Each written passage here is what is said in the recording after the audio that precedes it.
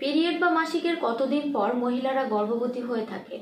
আমরা জানি প্রতি মাসে যে মাসিক হচ্ছে সেই মাসিকের পরের সময়গুলোতে রিলেশন করলে বাচ্চা আসে।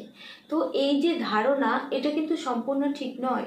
কারণ হচ্ছে মাসিকের পরই বাচ্চা আসে, তবে প্রত্যেকের ক্ষেত্রে সেটি আলাদা আলাদা সময়ে এসে থাকে।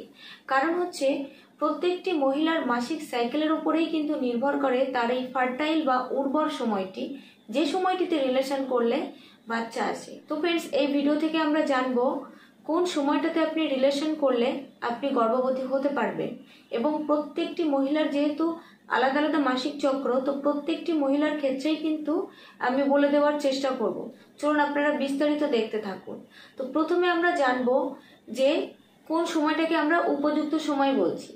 আসলে মহিলাদের যখন মাসিক হয়, সেই মাসিকের পর তার ওভারি অর্থাৎ ডিম্বাশয়ে কিছু ডিমের গ্রোথ শুরু হয়। তো এই গ্রো করা ডিম্বাণুগুলো কিন্তু এক একটি ফলিকলের মধ্যে থাকে। তো একটি নির্দিষ্ট সময়ে এসে যখন ডিমগুলো পরিপক্ক হয়ে যায়, তখন একটি ফলিকল র্যাপচার হয় এবং একটি ডিম্বাণু বাইরে আসে। কোথা থেকে আসছে? ওভারি বা ডিম্বাশয় থেকে আসছে। এই যে ডিম্বাণুটি বের হচ্ছে, এইটাকেই বলা হয় ওভুলেশন। এবং সেই ডিম্বাণুটি কিন্তু ফেলোপিয়ান টিউবের মধ্যে ঢুকছে। সেই ফেলোপিয়ান টিউবেই কিন্তু শুক্রাণুর সাথে ডিম্বাণুটির মিলন ঘটাতে হবে। এটাই হচ্ছে উপযুক্ত সময় গর্ভধারণের জন্য। তো মাসের অন্যান্য সময়ে গর্ভধারণের চান্স কিন্তু 0% থাকে। সুতরাং ওভুলেশন টাইমটাতেই কিন্তু আপনাদের রিলেশন করতে হবে। তো শুক্রাণু ডিম্বাণুর মিলন কিভাবে আপনারা ঘটাবেন?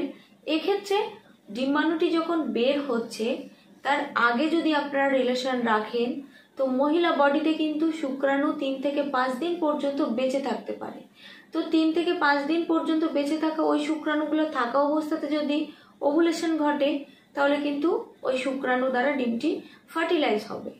আর যদি ওভুলেশনের পর আপনারা রিলেশন করেন 12 থেকে 24 ঘন্টার মধ্যে, কারণ ডিম্বাণুটি কিন্তু 12 থেকে 24 ঘন্টা সক্রিয় থাকে, তো এই টাইমটাতে যদি আপনারা রিলেশন করেন তাহলেও কিন্তু শুক্রাণু এসে ডিমটিকে ফার্টিলাইজ করতে পারবে। তো এই 4-5 দিন সময়, এটাই কিন্তু গর্ভধারণের জন্য উপযুক্ত সময়।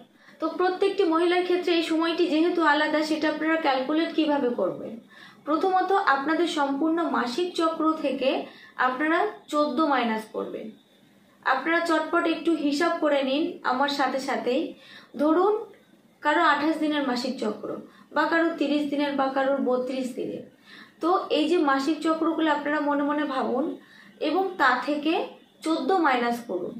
তাহলে যার 28 দিনের মাসিক চক্র তিনি 14 পাচ্ছেন, যার 30 দিনের মাসিক চক্র তিনি 16 পাচ্ছেন, যার 32 দিনের মাসিক চক্র তিনি 18 পাচ্ছেন। এই যে ডেটগুলো আপনারা পেয়েছেন, এইগুলোই হচ্ছে আপনাদের জন্য ওভুলেশনের উপযুক্ত সময়। অর্থাৎ 28 দিনের মাসিক চক্র যে সমস্ত মহিলাদের, তাদের ওভুলেশন হবে 14তম দিনে। 30 দিন পর পর যে সমস্ত মহিলাদের মাসিক হয়, তাদের ওভুলেশন হবে 16তম দিনে। 32 দিন পর পর যে সমস্ত মহিলাদের মাসিক হয়, তাদের ওভুলেশন হবে 18তম দিনে।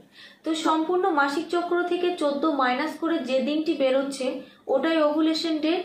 এবং এই ডেটের 3-4 দিন আগে থেকে রিলেশন করবেন 3-4 দিন পর পর্যন্ত, তবেই কিন্তু আপনাদের শুক্রাণু ডিম্বাণু সঠিক সময় মতো মিলিত হতে পারবে এবং আপনাদের কিন্তু ভ্রূণ গঠন হয়ে গর্ভধারণ ঘটবে। তো যাদের ক্ষেত্রে এই ওভুলেশন টাইমে রিলেশন করার পরও বাচ্চা হচ্ছে না, তাদের শরীরে কিন্তু অনেক রকম সমস্যা থাকতে পারে।